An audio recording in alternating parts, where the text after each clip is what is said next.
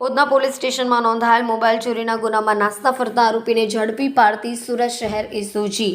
In charge police commissioner Surat શહેર નાઓએ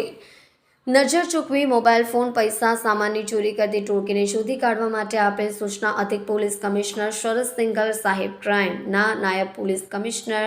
રાજદીપસિંહ નકુમના એસઓજીના માર્ગદર્શન હેઠળ એસઓજીના પીઆઈ એપી ચૌધરીની સૂચના મુજબ એસઓજી દ્વારા કામગીરી કરવામાં આવી છે।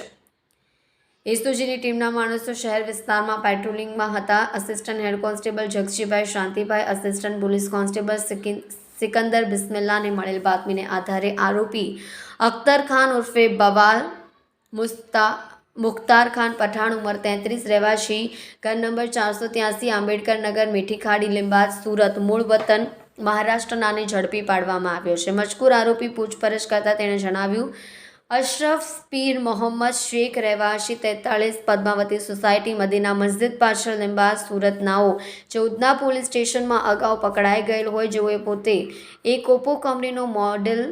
રેનો 2F વ્હાઇટ કલરનો આપ્યો હોય તેને તેના જવાબમાં પોતાનું નામ લખાવ્યું હોય તેવી હકીકત જણાવી હતી, જેથી પોલીસ પાસે પકડાવાના ડરથી નાસ્તો ફરતો રહેવાની હકીકત જણાવી છે।